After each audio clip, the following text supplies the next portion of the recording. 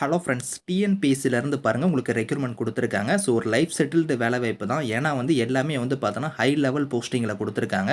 Permanent government job. So உங்களுக்கு salary வந்து பார்த்தோன்னா 56,100 வந்து பேசிக் பே வந்து இருக்கும். இது இல்லாமல் படிகள் அலவன்ஸ்லாம் உங்களுக்கு வந்து வரும். ஸோ லாஸ்ட் டேட் வந்து 27 ஏப்ரலுக்குள்ளார நீங்கள் ஆன்லைனில் வந்து அப்ளை பண்ணிக்கோங்க. இப்போ அந்த வேலைக்கான நோட்டிஃபிகேஷன் டீட்டெயில்ஸ் நம்ம பார்க்கலாம். நீங்களும் நம்ம சேனலை சப்ஸ்கிரைப் பண்ணலன்னா சப்ஸ்கிரைப் பண்ணிக்கோங்க. ஃப்ரெண்ட்ஸ், இதுதான் வந்து பாருங்கள் உங்களுக்கு அஃபிஷியல் நோட்டிஃபிகேஷன். ஸோ டிஎன்பிஎஸ்சிலேருந்து பாருங்கள் உங்களுக்கு வந்து குரூப் 1 சர்வீஸ்க்கான நோட்டிஃபிகேஷன் வந்து ரிலீஸ் பண்ணியிருக்காங்க. ஸோ உங்களுக்கு டேட் வந்து பாருங்கள் 28 மார்ச் அன்னைக்கு தான் வந்து நோட்டிஃபிகேஷன் வந்து ரிலீஸ் ஆயிருக்கு. ஸோ இங்கே வந்து பாருங்கள் இம்பார்ட்டன்ட் டேட்ஸுமே கொடுத்துருக்காங்க பாருங்கள். ஆன்லைன் அப்ளிகேஷனோட க்ளோசிங் டேட் வந்து 27 ஏப்ரல் அன்னைக்கு வந்து பார்த்தோன்னா உங்களுக்கான லாஸ்ட் டேட்டு. அதுக்குள்ளார நீங்கள் ஆன்லைனில் வந்து அப்ளை பண்ணிக்கோங்க. அதுக்கப்புறம் அப்ளிகேஷனோட கரெக்ஷன் விண்டோ வந்து பாருங்கள் உங்களுக்கு எப்போ ஓப்பன் ஆகுதுங்கிற டேட்டுமே கொடுத்துருக்காங்க.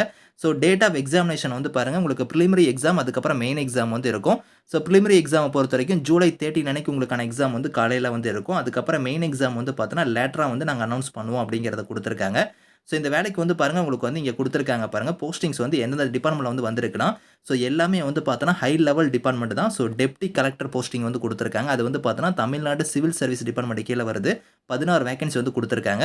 அதுக்கப்புறம் டெப்டி சூப்பரண்ட் ஆஃப் போலீஸ்க்கு வந்து பாருங்கள் உங்களுக்கு வந்து 23 வேகன்சி இருக்குது. அசிஸ்டன்ட் கமிஷனர் போஸ்டிங் வந்து பாருங்கள் ஒரு 14 வேகன்சி இருக்குது. அதுக்கப்புறம் டெப்டி ரெஜிஸ்டரில் வந்து பாருங்கள் கோஆபரேட்டிவ் சொசைட்டிக்கு வந்து ஸோ ஒரு 21 வேகன்சி. அதுக்கப்புறம் அசிஸ்டன்ட் டைரக்டரில் வந்து பாருங்கள் ரூரல் டெவலப்மெண்ட்டுக்கு வந்து ஒரு 14 வேகன்சி. ஸோ அதுக்கப்புறம் டிஸ்ட்ரிக்ட் எம்ப்ளாய்மெண்ட் ஆஃபீஸருக்கு வந்து பாருங்கள் ஒரு வேகன்சி. ஸோ அதுக்கப்புறம் வந்து டிஸ்ட்ரிக்ட் ஆஃபீஸர்லேயே வந்து ஃபயர் அண்ட் ரெஸ்க்யூ சர்வீஸ்க்கு வந்து பாருங்கள் ஒரு வேகன்சி கொடுத்துருக்காங்க. மொத்தமாக வந்து பார்த்தோன்னா ஒரு 90 வேகன்சி வந்து பாருங்கள் உங்களுக்கு வந்திருக்கு. லெவல் 22 படி உங்களுக்கான சேலரியுமே வந்து இருக்கும். உங்களுக்கு 56,000 உங்களுக்கு பேசிக் பேனா, இது இல்லாமல் அலவன்ஸ்லாம் வந்து உங்களுக்கு எக்கச்சக்கமாக வந்து இருக்கும். உங்கள் கைக்கு வந்து ஃபஸ்ட்டு மந்த்தே வந்து 80,000க்கு மேலே தான் சேலரியே வந்து வரும். ஒரு லைஃப் செட்டில்டு ஜாப் தான். ஏஜ் லிமிட் வந்து பாருங்கள் இங்கே கொடுத்துருக்காங்க. குறைந்தபட்சம் உங்களுக்கு வந்து 21 வயசு வந்து இருக்கணும். அதிகபட்சமாக வந்து அதர்ஸ் கேட்டகரியாக இருந்தால் 34, 35ன்னு வந்து கொடுத்துருக்காங்க. ஸோ மீதி இருக்கிற கம்யூனிட்டி இங்கே கொடுத்துருக்காங்க பாருங்கள். MBC, DC, so BC, BCM, அதுக்கப்புறம் எஸ்சி, எஸ்டி, டெஸ்டிடியூட் உதவங்க எல்லாத்துக்குமே வந்து 39, 40ன்னு கொடுத்துருக்காங்க ஏஜ் லிமிட்டு. ஸோ அது வரைக்கும் நீங்கள் வந்து அப்ளை பண்ணிக்கலாம். ஸோ இந்த வேலைக்கு வந்து குவாலிஃபிகேஷனை பொறுத்த வரைக்கும் நீங்கள் டெப்டி கலெக்டர் போஸ்டிங்க்கு அப்ளை பண்ணுறீங்கன்னா ஏதோ ஒரு டிகிரி நீங்கள் முடிச்சிருந்தாலே இதுக்கு வந்து எலிஜிபிள். அதேமாதிரி டெப்டி சூப்பரண்ட் ஆஃப் போலீஸ்க்கு வந்து பாருங்கள் ஏதோ ஒரு டிகிரி நீங்கள் முடிச்சிருந்தா அப்ளை பண்ணிக்கலாம். அது மட்டும் இல்லாமல் ஸோ ப்ரிஃபரன்ஸ் வந்து பாருங்கள் நீங்கள் நேஷனல் அவார்டு வந்து பார்த்தீங்கன்னா நீங்கள் வந்து ஸோ ஃபிசிக்கல் எஃபிஷியன்சியில் நீங்கள் வச்சிருக்கீங்க அப்படின்னா முன்னுரிமை வந்து தருவோம், ப்ரிஃபரன்ஸ் வந்து கொடுப்போம் அப்படிங்கிறத கொடுத்துருக்காங்க. கம்பல்சரி கிடையாது. ஸோ இருந்துச்சுன்னா உங்களுக்கு முன்னுரிமை கிடைக்கும். அடுத்து அசிஸ்டன்ட் கமிஷனர் போஸ்டிங்க்கு வந்து பாருங்கள் நீங்கள் ஏதோ ஒரு டிகிரி முடிச்சிருந்தா எலிஜிபிள். அது மட்டும் இல்லாமல் உங்கள்கிட்ட ப்ரிஃபரன்ஸ் வந்து கேட்குறாங்க. ஸோ அது வந்து பாருங்கள் ஃபஸ்ட்டு ப்ரிஃபரன்ஸ் வந்து யாருக்கு தராங்கன்னா, நீங்கள் பிகாம் டிகிரியோ இல்லைனா வந்து பிஎல் டிகிரி முடிச்சுட்டு டிப்ளமோவில் வந்து பாருங்கள் டாக்ஸேஷன் லாஸ் வந்து நீங்கள் பண்ணியிருந்தால் உங்களுக்கு ஃபஸ்ட்டு ப்ரிஃபரன்ஸ் வந்து கிடைக்கும். செகண்ட் ப்ரிஃபரன்ஸை பொறுத்த வரைக்கும் பிகாம் இல்லைனா பிஎல் டிகிரி முடிச்சவங்களுக்கு கிடைக்கும். தேர்டு ப்ரிஃபரன்ஸ் வந்து பாருங்கள் பிகாம் டிகிரி இல்லைனா வந்து பிஎல் டிகிரி முடிச்சுட்டு நீங்கள் டிப்ளமோவில் வந்து டாக்ஸேஷன் லாஸ் முடிச்சிருந்தாலுமே உங்களுக்கு வந்து ப்ரிஃபரன்ஸ் கிடைக்கும். Third preference. ஃபோர்த்து ப்ரிஃபரன்ஸை பொறுத்த வரைக்கும் பிகாம் டிகிரி இல்லைனா பிஎல் டிகிரி முடிச்சவங்களுக்கு வந்து கிடைக்கும் அப்படிங்கிற மாதிரி கொடுத்துருக்காங்க. இது எல்லாமே ப்ரிஃபரன்ஸ் தான். ஸோ டிகிரி முடிச்சுட்டு இதெல்லாம் உங்கள்கிட்ட இருந்தால் உங்களுக்கு முன்னுரிமை கிடைக்கும். கம்பல்சரி கிடையாது.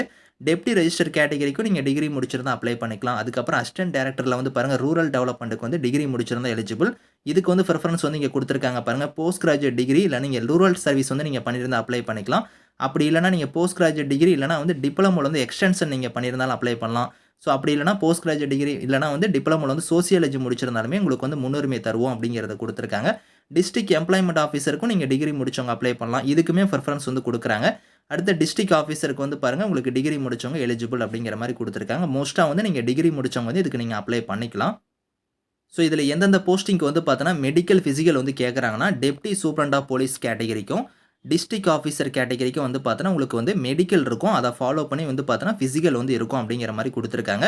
ஸோ இங்கே கொடுத்துருக்காங்க பாருங்கள். ஃபிசிக்கலை பொறுத்த வரைக்கும் உங்களுக்கு மென்னாக இருந்தால் வந்து பாருங்கள் ஹைட்டு வந்து 165 இருக்கணும். ஸோ அது வந்து பாருங்கள் 2 டிபார்ட்மெண்ட்டுக்குமே வந்து 165 இருக்கணும். ஜெஸ்ட்டை பொறுத்த வரைக்கும் நார்மலில் வந்து 86, எக்ஸ்பென்சில் வந்து 5 சென்டிமீட்டர் கூட இருக்கணும். வெயிட் வந்து நாட் அப்ளிகபிள் கொடுத்துருக்காங்க. ஸோ அதே மாதிரி தான் விமனுக்கு வந்து பாருங்கள் 155 வந்து இருக்கணும். ஸோ நாட் அப்ளிகபிள் தான் வந்து உங்களுக்கு வந்து வெயிட்லாம் கொடுத்துருக்காங்க. ஸோ அதெல்லாம் இதில் நீங்கள் செக் பண்ணிக்கலாம்.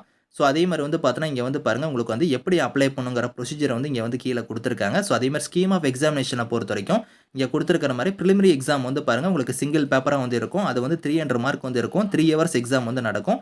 குவாலிஃபை மார்க்குமே வந்து பாருங்கள் இந்த இடத்துல கொடுத்துருக்காங்க. குவாலிஃபை மார்க் நீங்கள் இதை எடுத்தால் குவாலிஃபை அப்படிங்கிறத கொடுத்துருக்காங்க. அதுக்கப்புறம் மெயின் எக்ஸாம் அதில் வந்து பாருங்கள் உங்களுக்கு ரிட்டன் எக்ஸாம் அதுக்கப்புறம் இன்டர்வியூ வந்து இருக்கும். அது வந்து பாருங்கள் இந்த பேட்டர்ன் படி உங்களுக்கான எக்ஸாம் வந்து நடக்கும் அப்படிங்கிறத வந்து சொல்லியிருக்காங்க. ஸோ ஹவ் டு அப்ளைல வந்து பாருங்க, நீங்க ஆன்லைன் மோட்ல வந்து எப்படி நீங்க ரெஜிஸ்டர் பண்ணணும், அதுக்கப்புறம் என்ன டாக்குமெண்ட்ஸ்லாம் நீங்க வந்து அப்லோட் பண்ணணும் அப்படிங்கிறத வந்து பாருங்க, இங்க வந்து குடுத்துருக்காங்க ஸ்டெப் பை ஸ்டெப்பா. ஃபோட்டோலாம் நீங்க எப்படி அப்லோட் பண்ணணும், உங்களோட டேட், உங்களோட நேம் இருக்கிற மாரி வந்து ஃபோட்டோ வந்து நீங்க அப்லோட் பண்ற மாரி இருக்கும். ஸோ அதெல்லாம் வந்து இதில குடுத்துருக்காங்க. செக் பண்ணி பாருங்க. ஸோ அதுக்கப்புறம் உங்களுக்கு எக்ஸாம் சென்டர் வந்து நம்ம தமிழ்நாட்ல வந்து 38 மாவட்டத்திலயுமே வந்து பாருங்க, உங்களுக்கு எக்ஸாம் சென்டர் வந்து இருக்கு. 38 டிஸ்ட்ரிக்ட்லயுமே வந்து குடுத்துருக்காங்க. உங்க மாவட்டம் எதுவோ அங்க நீங்க போய் எக்ஸாம் வந்து எழுதிக்கலாம். ஆனா மெயின் எக்ஸாம் பொறுத்தவரைக்கும் சென்னையில மட்டும் தான் நீங்க வந்து எழுத முடியும் அப்படிங்கிறதையும் பாருங்க இந்த இடத்துல குடுத்துருக்காங்க. ஸோ இந்த வேலைக்கு வந்து எக்ஸாம் ஃபீஸ பொறுத்தவரைக்கும் பிரிலிமினரி எக்ஸாமுக்கு வந்து பாருங்க ரூ. 100 வந்து ஃபீஸு. மெயின் எக்ஸாமுக்கு வந்து பார்த்தோன்னா ரூ. 200 வந்து நீங்க ஃபீஸ் வந்து பே பண்ற மாரி இருக்கும்.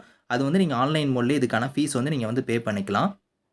ஸோ பேஜ் நம்பர் 39ல இருந்து பார்த்தோன்னா, அனெக்ஸர்ல வந்து பாருங்க உங்களுக்கு 3ல குடுத்துருக்காங்க. சிலபஸ் வந்து இங்க வந்து இருக்கு.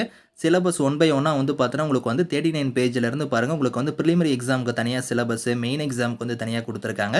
ஸோ அது வந்து நீங்க டீட்டெயிலா ஒன் பை ஒன்னா நீங்க செக் பண்ணி பார்த்துட்டு, நீங்க வந்து அப்ளை பண்ணிக்கோங்க. ஸோ இதுக்கான லிங்க்ஸ் எல்லாமே வந்து நான் கீழ குடுக்குறேன். Thank you friends.